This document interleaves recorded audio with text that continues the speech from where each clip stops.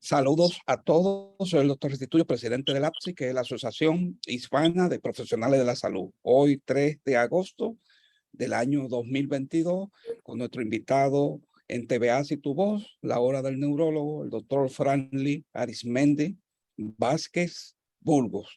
En breve será introducido por la doctora Kenia Félix. Un tema, el título es largo, pero es por la crisis, por la gran problemática que se va a tratar hoy, que se llama la verdadera crisis sanitaria de la República Dominicana, con una perspectiva en el contexto neuro de cirugía, con una perspectiva global en la neurocirugía. Así que un tema de mucho interés, de mucha preocupación para la República Dominicana y para América Latina, comparado con otros países. Gracias a ustedes, un recordatorio a suscribirse a nuestro canal de TV ACE. Usted puede escribir ACE TV, incluyendo nuestro invitado en el día de hoy, el doctor Vázquez. Puede hacerse miembro, porque esta conferencia se graba, se pasa a YouTube. Usted la puede compartir con sus estudiantes, sus pacientes. Le pedimos excusa a nuestro invitado, que pues, debido a las limitaciones de este programa, no se edita, nosotros la pasamos íntegramente tal como está. Cualquier pregunta que tengan, inquietud sobre el tema o sobre la asociación, puede levantar su mano al final de la exposición o enviarnos las preguntas por el chat. Yo siempre le hago un recordatorio de nuestros fundadores, los que dieron origen a esta institución hace 33 años. Destaco ahí siempre al doctor Eliezer Guzmán, médico cardiólogo, que ya tiene varias prácticas ahí en el Bronx, en New York, incluyendo el Centro Médico Dominicano. Él es copropietario del Centro Médico Dominicano y nació por una inquietud que cuando él llegó no había una institución que lo recibiera que a los dominicanos, y decidió crear esta institución. Nosotros le dimos el apoyo y ahí aparecieron otros líderes como el doctor Williams y los demás que nos han estado apoyando. Está el doctor Bautista, la doctora Frances Robles, y en este programa nos ayuda el doctor Williams, que hoy tiene excusa porque está por Europa y hay una diferencia de hora que no puede entrar, porque ya esta hora es las 4 de la mañana o las 3. La doctora Kenia Félix, el Barrosa, que nos ayuda en la coordinación, la doctora Carmen Rodríguez.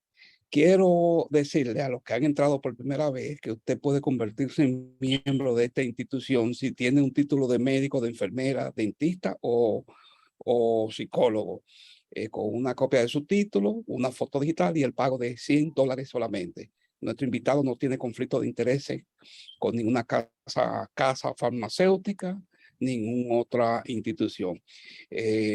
Quiero también recordarles que los inmigrantes nuevos del área de la salud, cuando llegan a Estados Unidos, necesitan empleo, necesitan trabajo, y hay una manera de hacerlo rápido, que es haciendo cursos de certificación de asistente médico, asistente de flebotomía o de terapia física, y esto le permiten obtener trabajo. Nosotros tenemos ese programa a un costo, un bajo costo, y ustedes pueden aprovecharlo también. Nuestros inmigrantes pueden hacerlo, aprovechar de esa facilidad.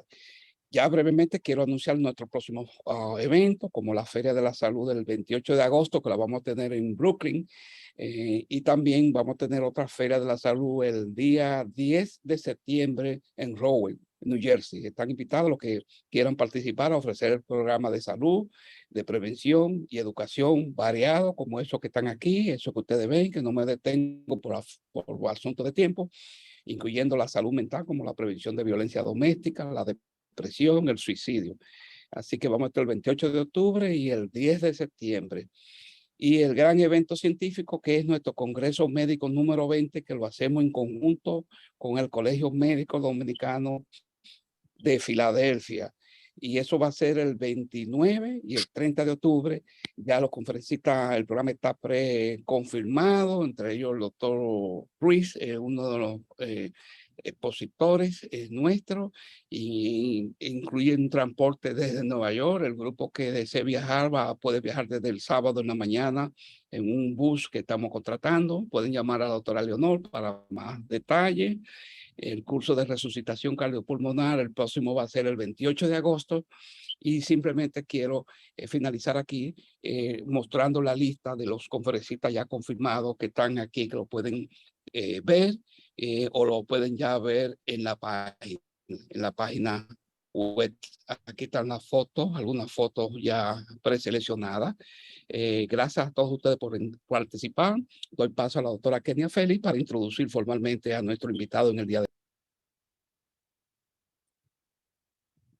Sí, muy buenas noches nuevamente al público de ARSI que nos sigue cada miércoles y que está con nosotros en el programa.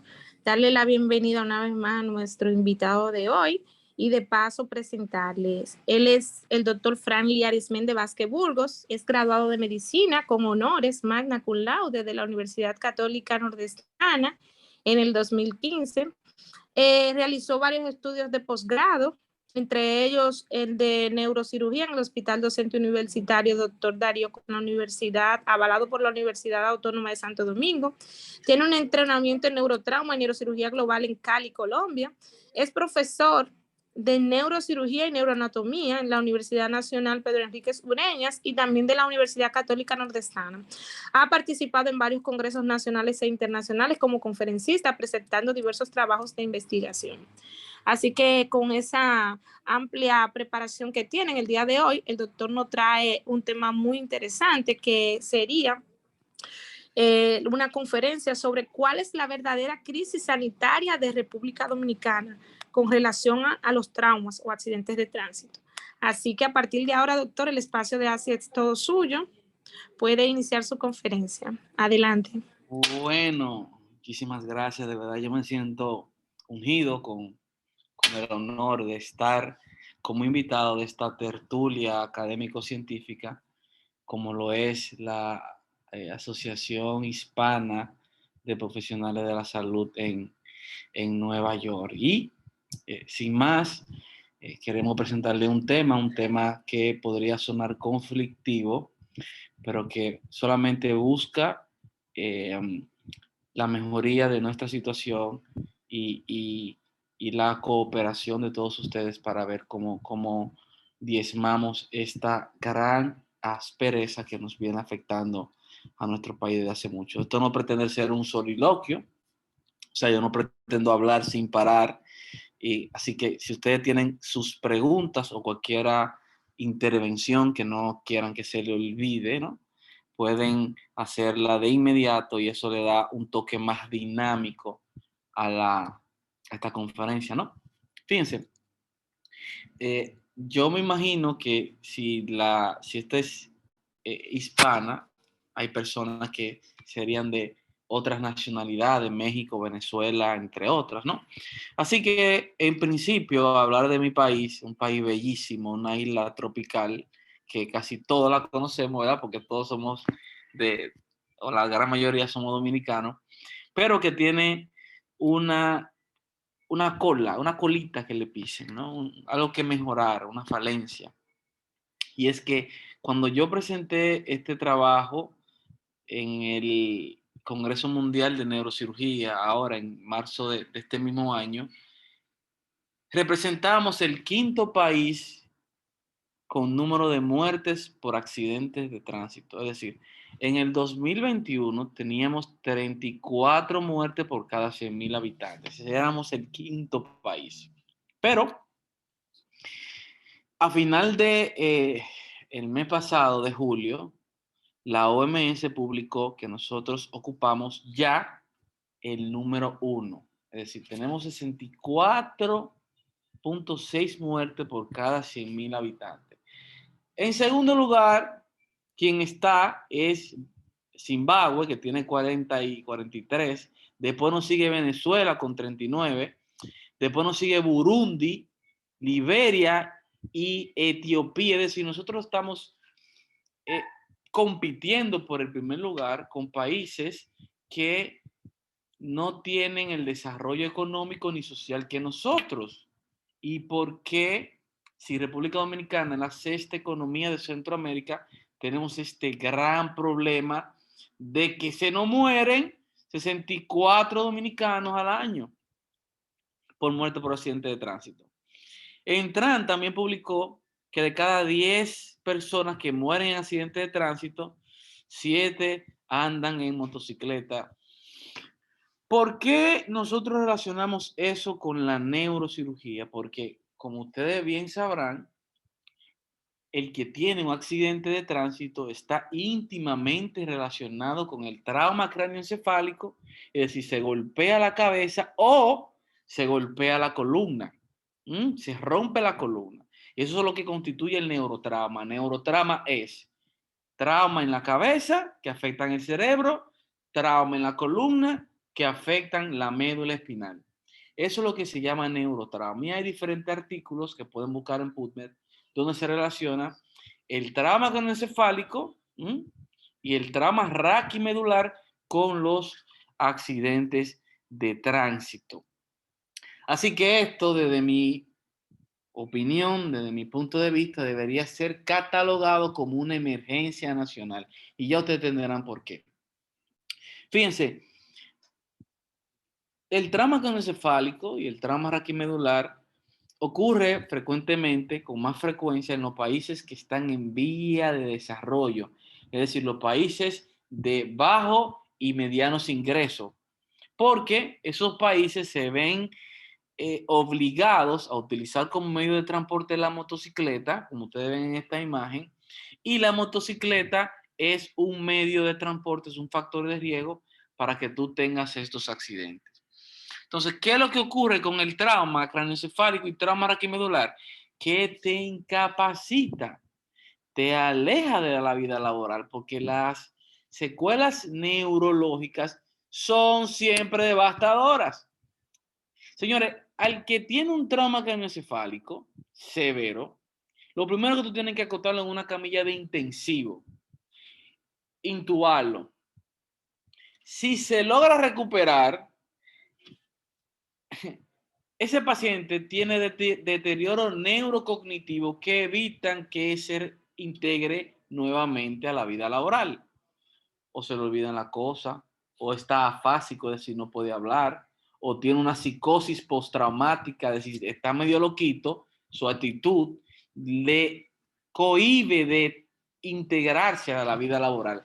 Y si es un paciente de 32 años, y si es un paciente padre de familia, ¿qué pasa con esos hijos de ese padre de familia?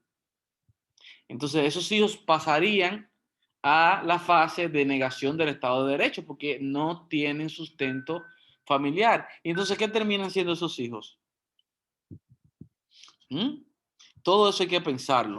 ¿Qué es lo que pasa en República Dominicana? Miren, igual que pasa en otros países de Latinoamérica, nosotros tenemos una pobre cultura de investigación.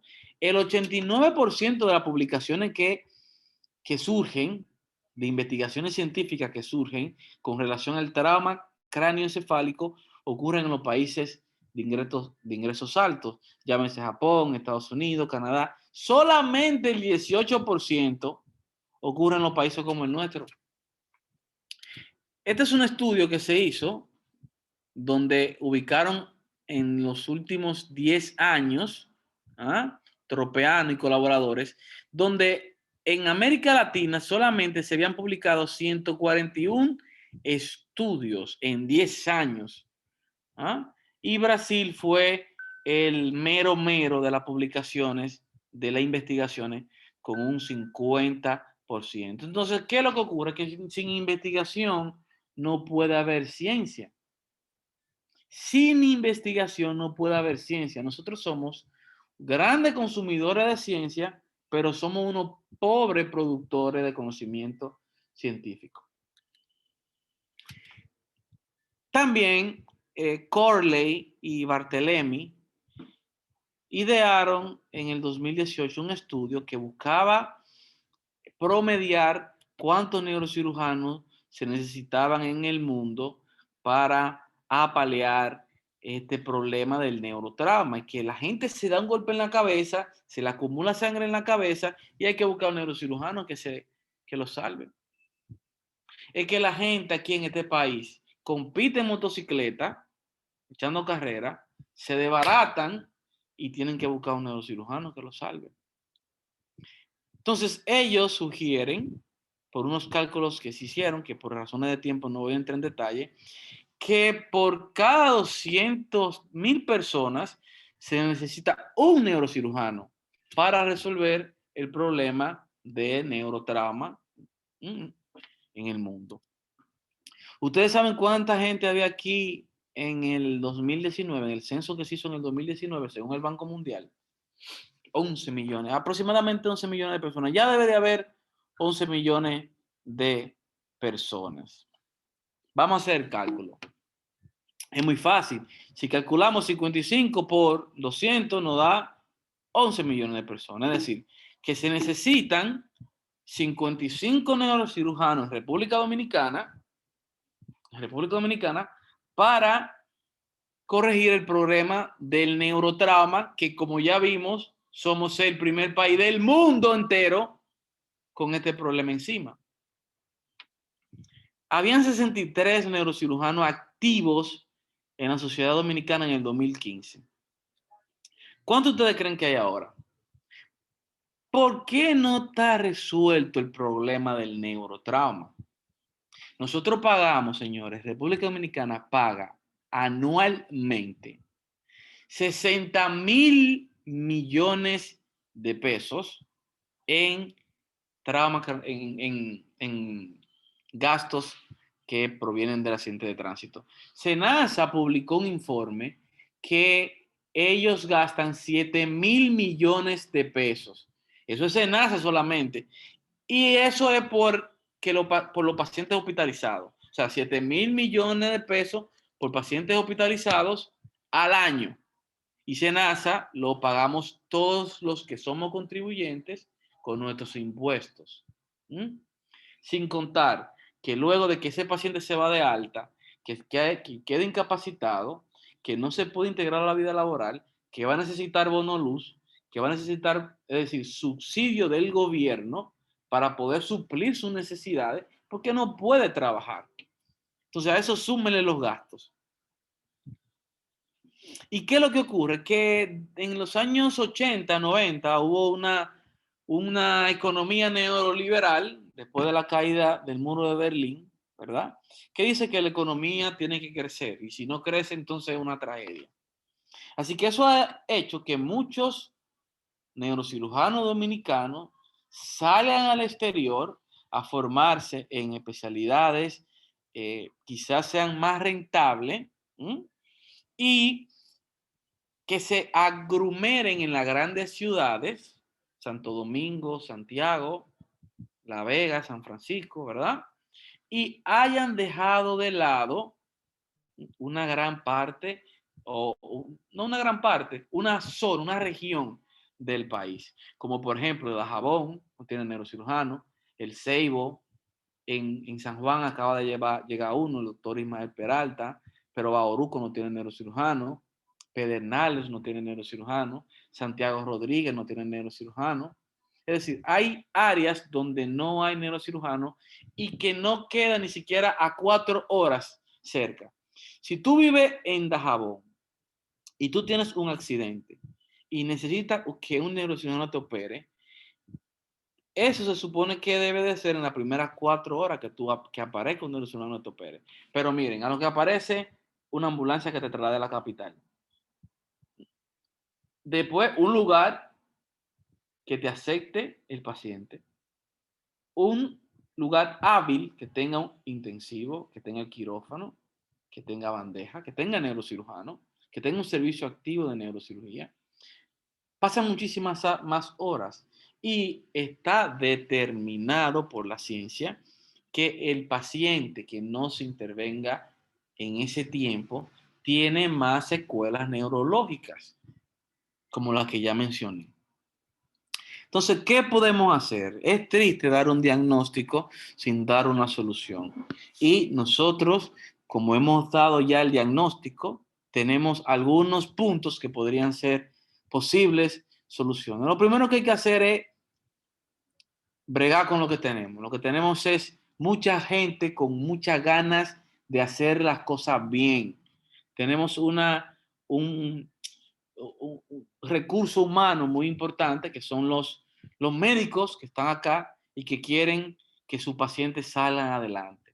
Entonces, nosotros tratamos de evaluar 50 neurocirujanos y emergenciólogos, que son los que reciben el paciente en la emergencia, tanto residentes como a especialistas, ¿Y en qué lo evaluamos? Lo evaluamos y medimos su nivel de conocimiento en la escala, sencillamente en eso, en la escala que más se utiliza en el mundo y que más utilizamos nosotros, por lo tanto, para valorar el estado de conciencia, el nivel de conciencia que tiene un paciente con un trauma craneal.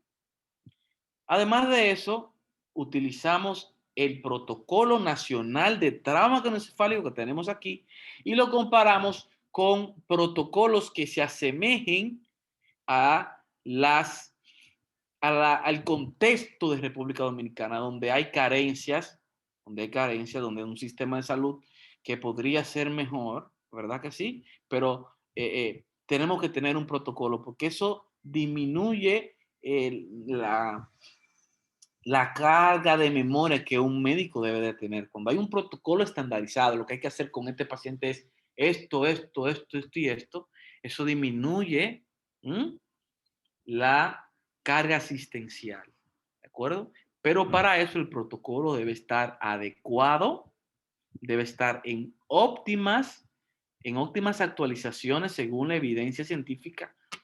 Y eso fue lo que hicimos. Lo comparamos con este protocolo, que fue un protocolo Bootstraps, que utilizan en el sistema de atención prehospitalaria, urgencia, cirugía y cuidado intensivo de Colombia, y el CREVISE, que se utiliza en varios países de Latinoamérica. Entonces, este es nuestro protocolo.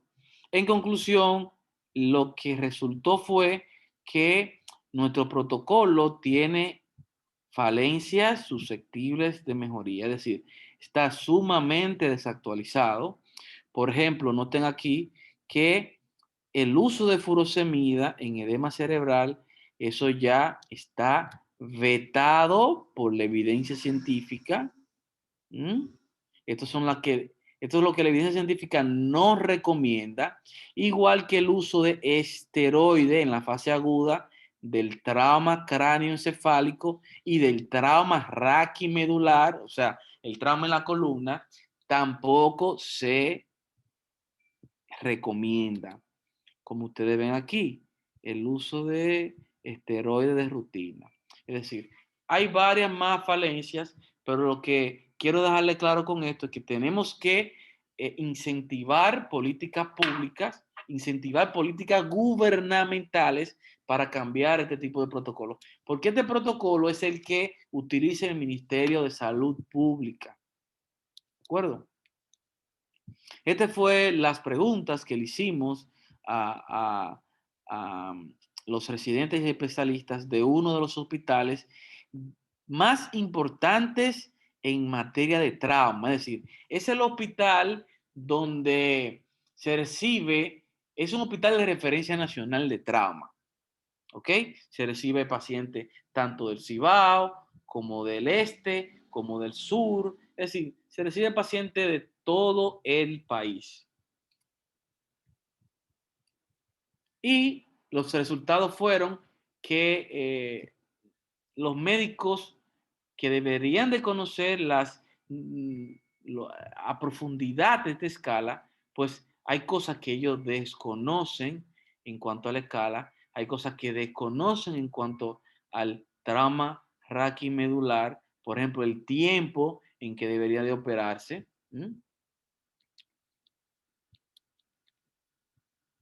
¿Y qué podemos hacer para mejorar todo esto? Lo que hicimos fue, nosotros diseñamos un protocolo que actualmente se está aplicando en el Hospital Darío Contreras. Es un protocolo que no fue invención nuestra, sino que nosotros lo que hicimos fue utilizar los protocolos que ya están hechos, pero lo contextualizamos a nuestra situación hospitalaria y los se está utilizando en el Hospital Darío Contreras para ver si, como un medida de plan piloto, si se mejora la carga asistencial. También es importante que ustedes sepan, en nuestro país no hay forma de medir la presión intracraniana. O sea, si tú tienes un trauma craneoencefálico, te diste un golpe en la cabeza, quedaste medio inconsciente, te llevamos a intensivo. No hay que operarte, te hicimos una tomografía, tiene un coagulito pequeño, te llevamos a intensivo. Ese coagulito puede seguir creciendo. Ustedes bien saben, como médicos todos, que las enfermedades no son estáticas, son evolutivas. Si ese coágulo crece, en este país no hay forma de darnos cuenta que el coágulo creció, al menos que no sea porque haga un cambio en la pupila, que ustedes saben que son el reflejo del cerebro, o un cambio en los signos vitales. Es decir, no hay forma de darnos cuenta antes de que el daño esté. Frecuencia cardíaca, la actividad del corazón. Frecuencia respiratoria, la actividad de los pulmones. O sea, nosotros tenemos un signo vital para todo, para desde que empiece un problemita, darnos cuenta por el chequeo del monitor. Pero en este contexto, en lo que estamos tratando aquí, no tenemos, porque hay que colocar un hacerle un trépano y colocarle un monitor que mida la presión dentro del cráneo y que vaya el monitor y que el monitor nos alerte, mira, está subiendo la presión. Como la presión del cráneo es estable, entonces yo entiendo que el coágulo está creciendo y puedo actuar más rápido. Producto de eso, como no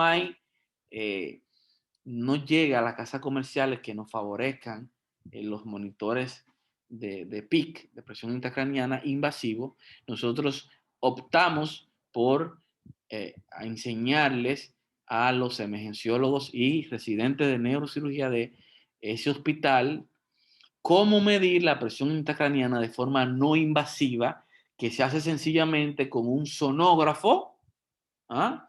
De eso que utilizan en emergencia para hacer sonografías y buscar líquido libre en cavidad abdominal cuando hay trauma abdominal. Lo mismo pueden hacer a través de la vaina del nervio óptico.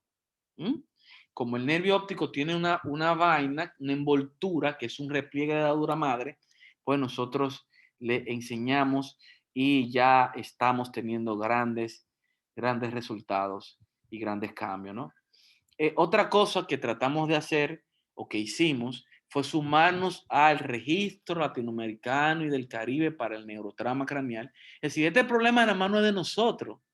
Es un problema que le está interesando a países de Latinoamérica entera y crearon una base de datos, un repositorio para ellos ir reuniendo información de los pacientes que permitan generar políticas públicas, políticas gubernamentales, hacerle recomendación al Estado dominicano o al Estado del país que sea para prevenir y para tratar de que estos pacientes no tengan tantas secuelas neurológicas al momento de ser dado de alta del hospital.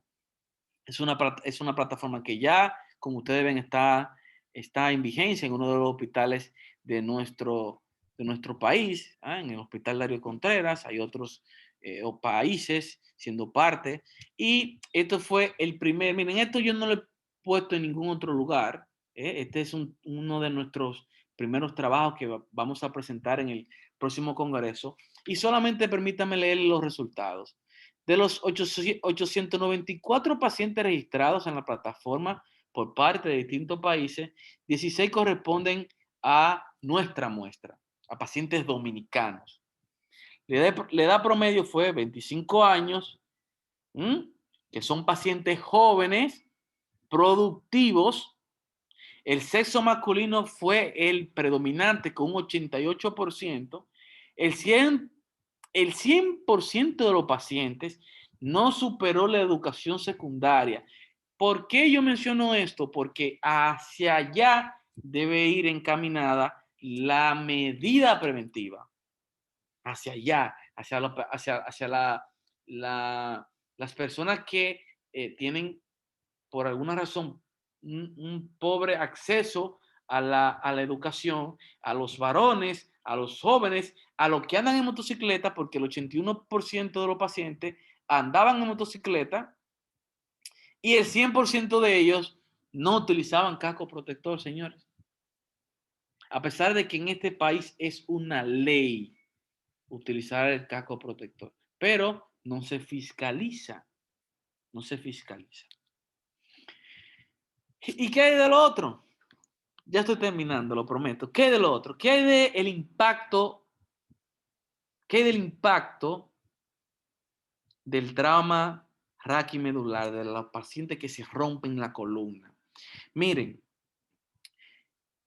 decirles que está más que dicho que los pacientes que se operan en las 72 horas tienen mayor recuperación neurológica. O sea, si tú te rompes la columna y ya no puedes caminar, si te operan antes de las 72 horas, tú tienes mayor probabilidad de recuperar tu vida normal, de que tú vuelvas a caminar, de que tú no tengas déficit neurológico, si te opero en las primeras 72 horas, como dice acá este estudio, ¿verdad?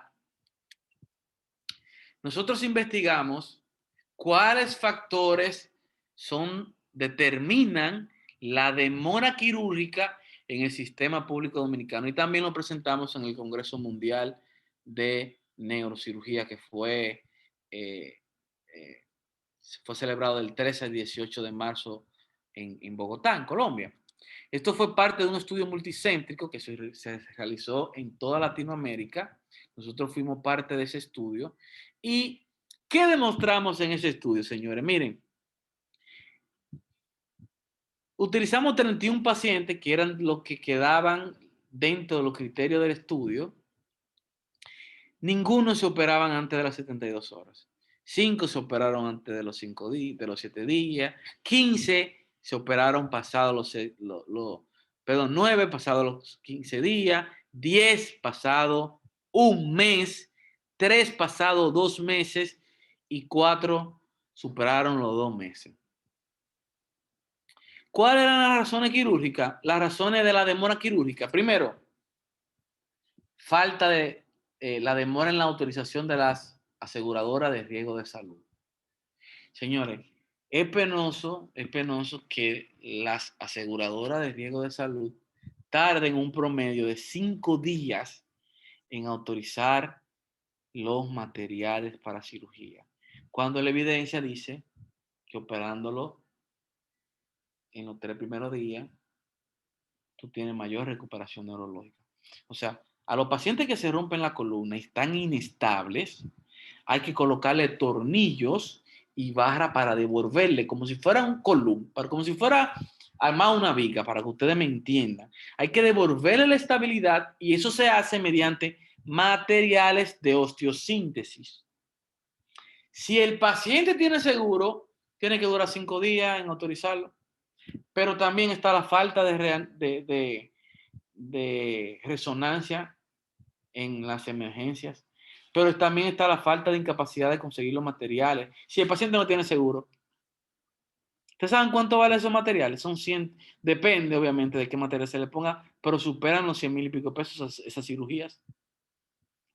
¿Cómo tú le dices a un paciente que lo que es motoconchita, o lo que es delivery en un colmado, o lo que es sin ánimo de ofender, obviamente? Señores, pero es que esto es un problema de la clase baja. Por eso es que pocos le han prestado la atención necesaria. Está también la falta de fluoroscopio, un equipo que nosotros utilizamos para tirar imágenes y ver que los tornillos estén bien puestos. En fin, ¿cuál fue la mayor razón por la cual estos pacientes no se operaron a tiempo? La disponibilidad de materiales. La disponibilidad de materiales. Pero miren esto, más interesante todavía. Esto es una factura de SENASA, de lo que pago yo, de lo que pagas tú si eres dominicano, de lo que pagamos todos. De medicamentos, el paciente se gastó 17,762 pesos. De la cirugía, óigame bien, de la cirugía, SENASA pagó 20,667 pesos. Pero del internamiento pagó 83,628 pesos.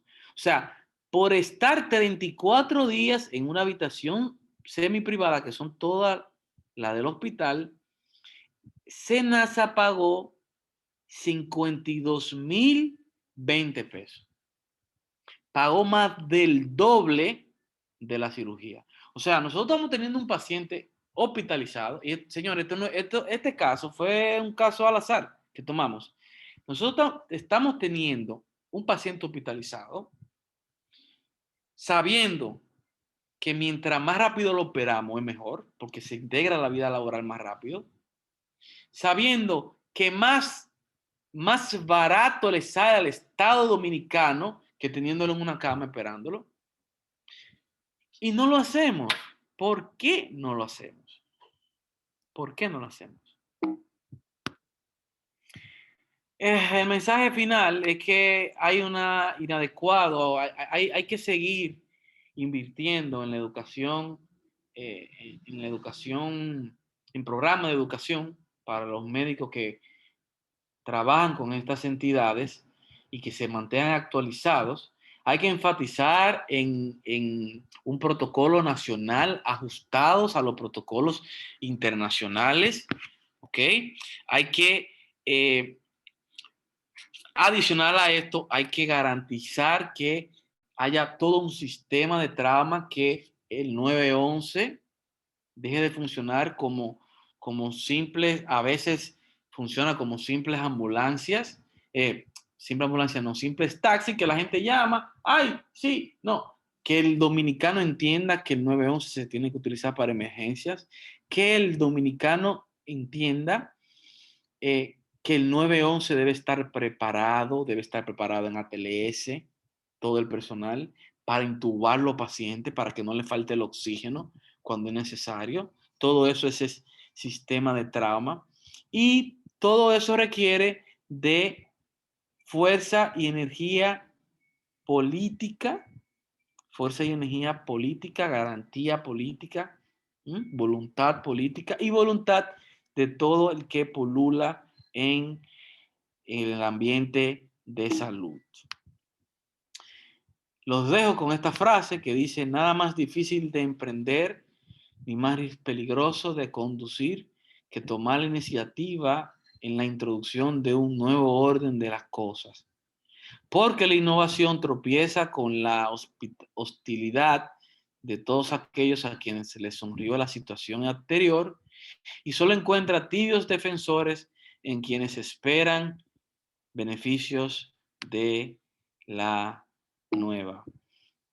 Eso es verdad, tenemos que cambiar el paradigma, tenemos que cambiar de chip, tenemos que garantizar que esos pacientes tengan un mejor beneficio, un mejor desarrollo evolutivo, un mejor pronóstico, y que nosotros dejemos de ser el número uno en algo tan drástico que a mí me duele tanto como son los accidentes de tránsito. Esa es la verdadera pandemia.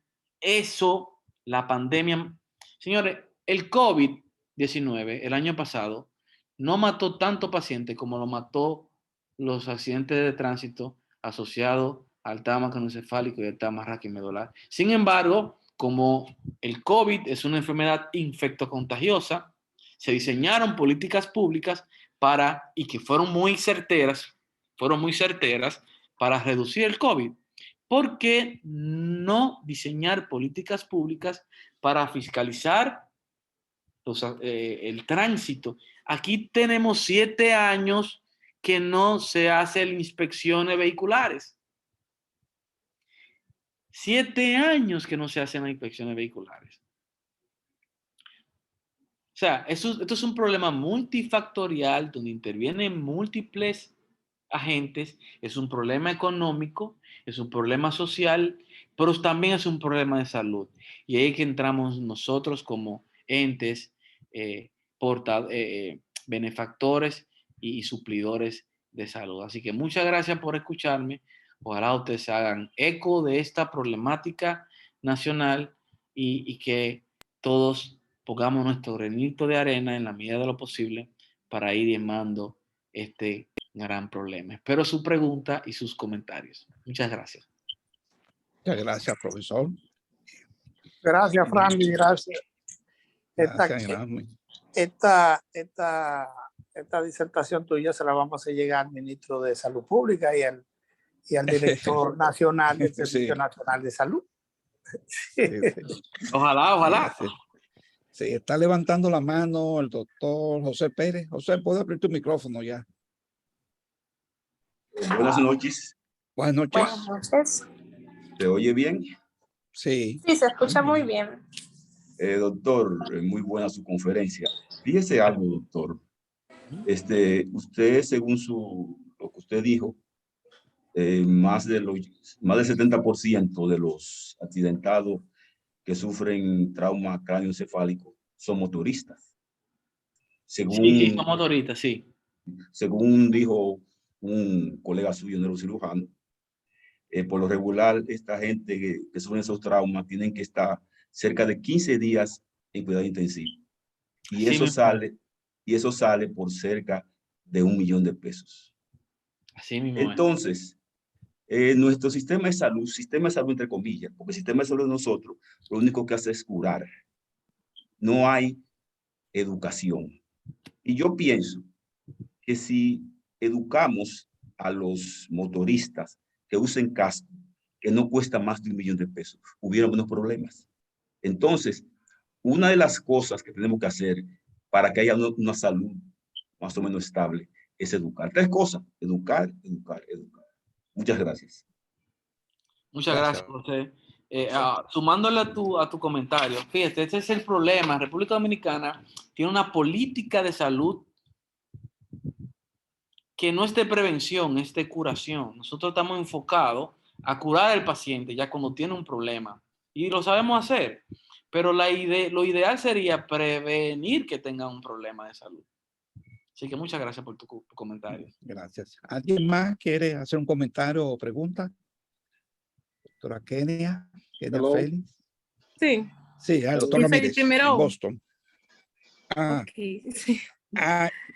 Sí, vamos, que levantó la mano el doctor Ramírez en Boston.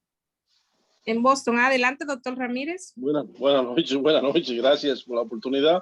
Tenía bastante que, ¿verdad? No estaba con ustedes por asuntos profesionales. Sí, hacía falta ya, Carlos.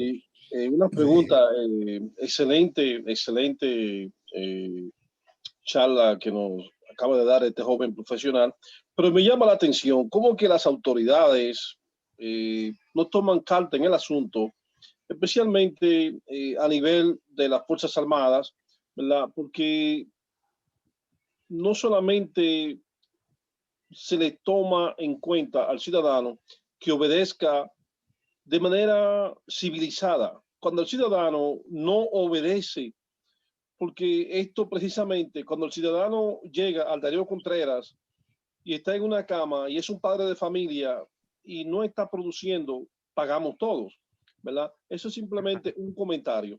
Una pregunta para el doctor. Me llama la atención que se estuviera usando furosemida en pacientes con trauma. Eso me llama, pero mucho la atención. Y habiendo una sociedad de medicina interna, se pudo haber hecho una especie de comunicación entre sociedades especializadas, porque no me pasa por la mente que se esté usando furosemida en pacientes con trauma. Y el otro comentario es, de esa cantidad de pacientes, doctor, ¿cuánto de estos pacientes ustedes le dan seguimiento por electroencefalografía para ya descartar los que tienen un coma y el próximo paso es el descenso del paciente? Gracias. Muy bien, gracias por su comentario. El primero, déjame decirte, mira, el protocolo nacional que utiliza el Ministerio de Salud Pública se diseñó en el 2016 y está diseñado por un neurocirujano y por 2 emergenciólogos. ¿Qué ocurre? Hace más de 15 años se utilizaba furosemida para el trauma cráneoencefálico, porque la furosemida es un diurético de ASA, si mal no recuerdo. Sí, es de y se utilizaba porque entendían que daba beneficios al deshidratar el cerebro. Luego se dieron cuenta que utilizar un diurético tiacídico que tiene un efecto reológico como es el mannitol daba muchísimo más resultados y que incluso la furosemida era perjudicial. Pero eso es de 15 años para acá.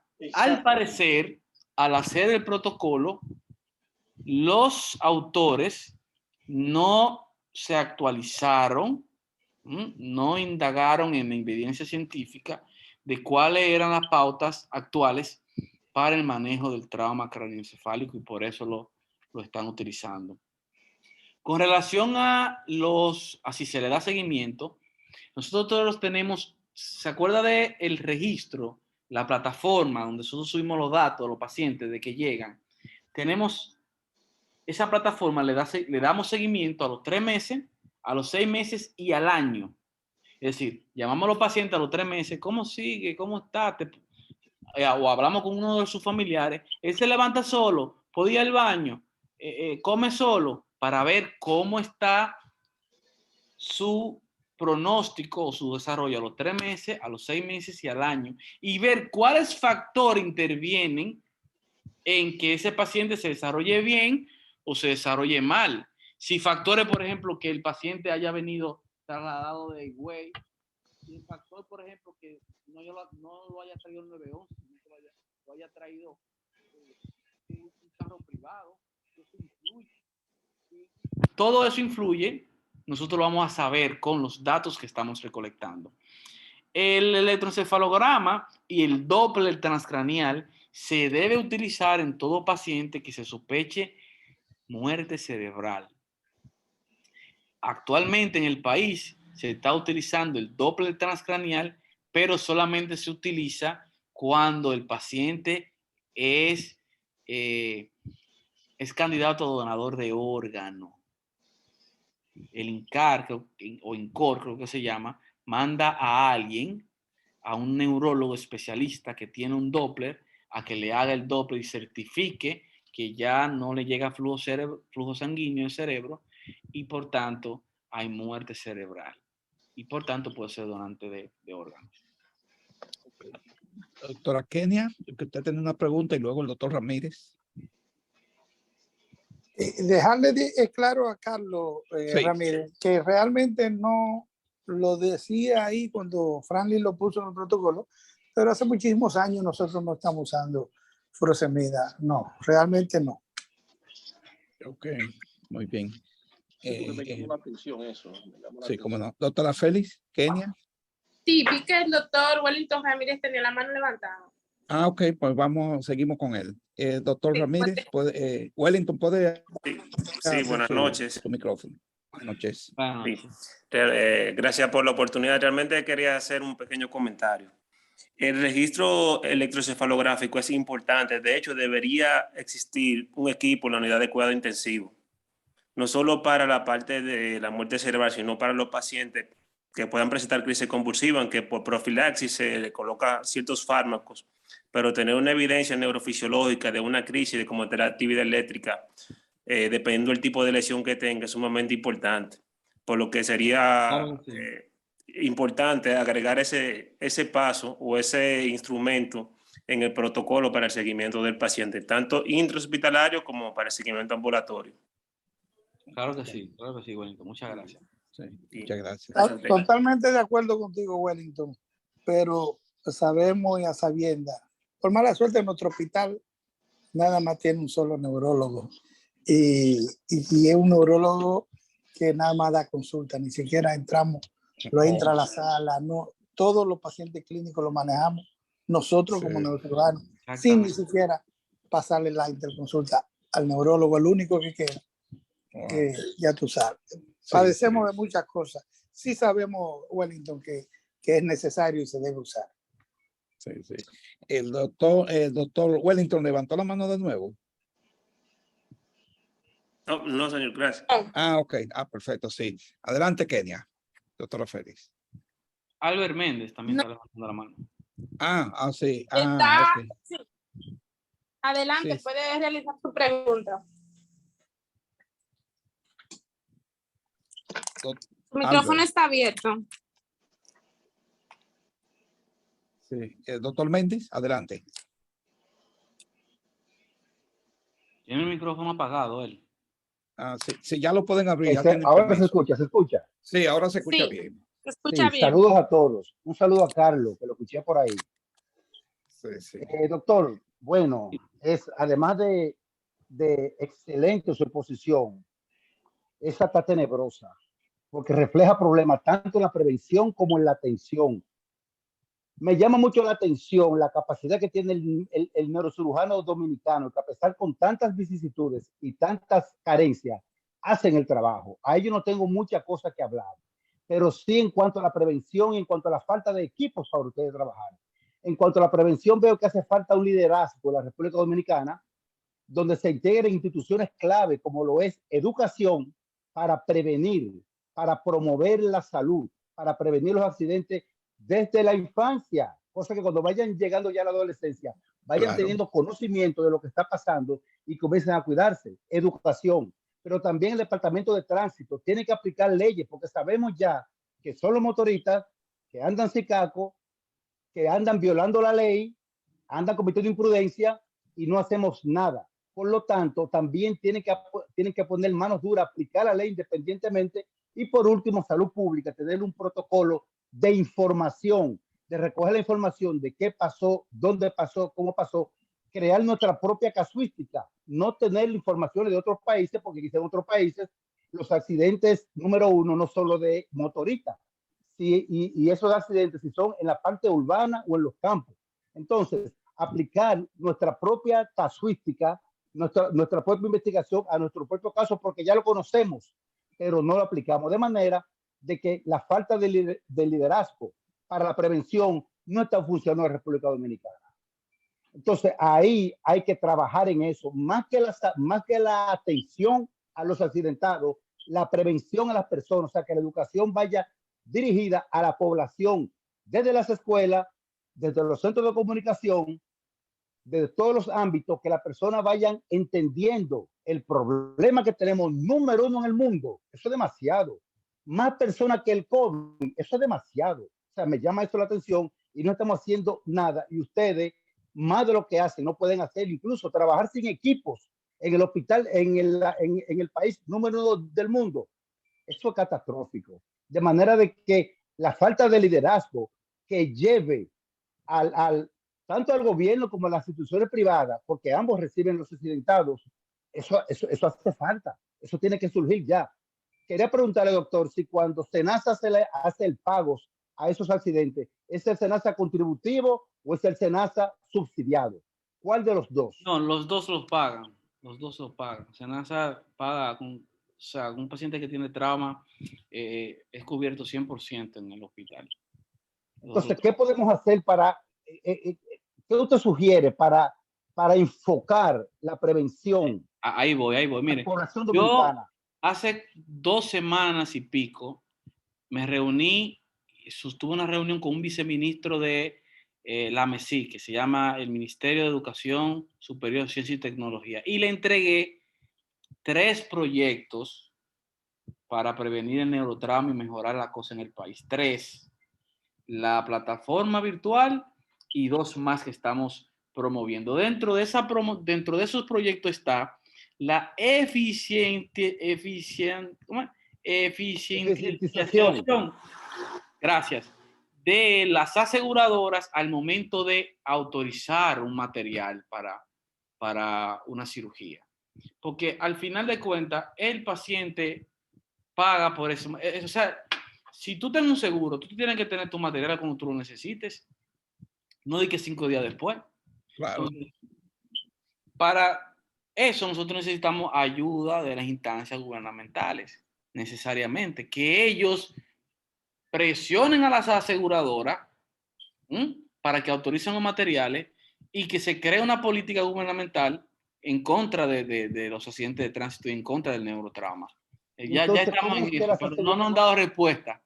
¿Cómo es que las aseguradoras tienen esa información, saben que están desangrándose económicamente con su accidente de tránsito y no implementan medidas preventivas tampoco? Son 4 instituciones, es un grupito solamente. Lo que hace falta es una persona, un liderazgo que lo una y que explote a través de todos los medios, que sepan lo que está pasando. Méndez, estamos luchando porque no exista más AFP ni más ARS privada. Se hace NASA todo. Pero mientras Con tanto, relación a ese pasando. lío, con relación a ese lío. Si alguien más, si alguien más tiene alguna pregunta, yo quiero hacer un comentario con relación a lo que está diciendo Méndez. Adelante. La educación tú la llevas, pero recuérdate que Franklin presentó un dato donde dice que la mayoría de los accidentes de muchachos jóvenes son con escolaridad muy baja. O sea, exactamente. Tampoco vamos a tener cómo le vamos a llevar educación a esa gente. Y en segundo, las escuelas. Y segundo, escolaridad muy baja. A lo mejor no llegan ni al cuarto o quinto curso de ahí para abajo. Y segundo, podemos resolver algo tentativamente antes de que lleguen a nosotros, y es que la mayoría, como dice Fran y presentó, son todos 87% motoristas y no tienen casco el 100%. Entonces, de esos accidentados, todos fueron sin casco. Entonces, la obligatoriedad es, usted tiene que tener un casco puesto, si no, usted no va a conducir. Y de ahí vamos nosotros a quitarnos ese 87% de los que son motoristas, que no son accidentes de carros grandes, de vehículos grandes, que por accidente tienen un accidente de tránsito. Los motoristas son los que nos están dando la carpeta. Con algo que se puede resolver muy fácil. Entregarle un casco hasta regalárselo. Las ARS, claro, el gobierno, regalado. Sí, ellos lo tienen, pero no lo usan. No obligarlo a usar cualquier cosa, pero es buscar eso antes de que lleguen al hospital. Eso no fue que leímos de ahí, de un artículo que salió por allá, por Rusia, no. Eso fue un artículo de una investigación dominicana, hecho aquí, hecho en el mismo hospital, donde sacaron esos datos. Eso es lo que tenemos que comentar y seguir contribuyendo a que haga. Doctor, quiero decirle algo. Aquí dicen los educadores que tenemos problemas de lectoescritura. Inclusive los profesionales. Óigase bien, tenemos problemas de lectoescritura. Aquí hay un gran problema en la educación desde abajo. Aquí hay gentes graduados como médicos en la UAS y en muchas universidades que tienen problemas para escribir y para leer. Eso no soy yo que lo digo. Entonces el problema es fuerte. El problema es fuerte. Bueno, si no hay más preguntas, ¿alguna pregunta final o comentario? Comentario final. Le voy a contar una experiencia, señores. En mi educación intermedia, nosotros recibíamos una materia que se llamaba orientación social. En San Pío X, ahí en Ciudad Nueva, en el Colegio Católico. Orientación social. Toda la semana iban las personas de esta institución que tiene que ver con la rehabilitación a los pacientes, a las personas adictas de Hogares CREA. Sí. De Hogares CREA.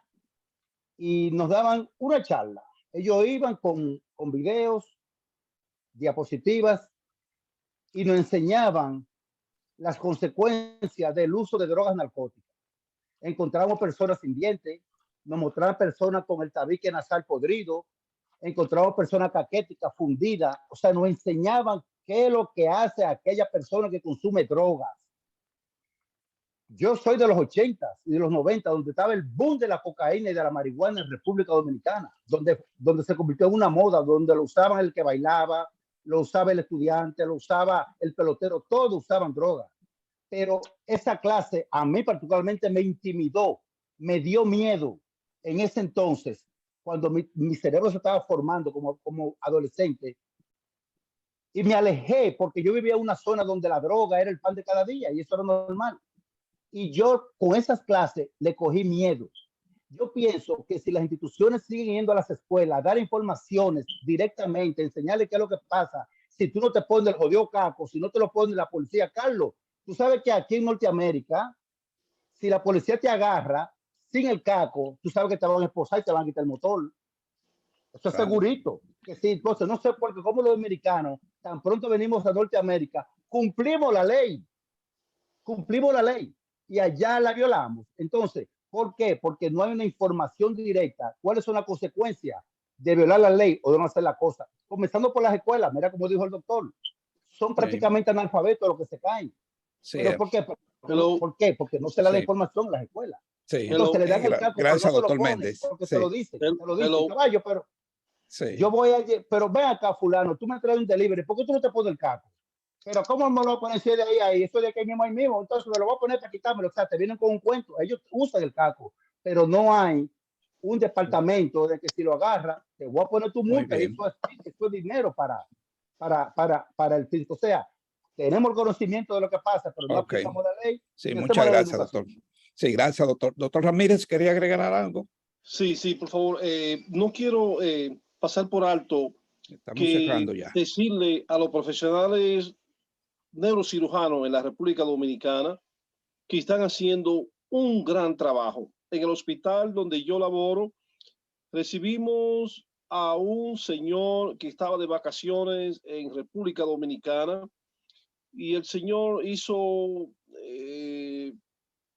accidente cerebrovascular de dimensiones catastróficas y se le hizo una craneotomía y el paciente sobrevivió.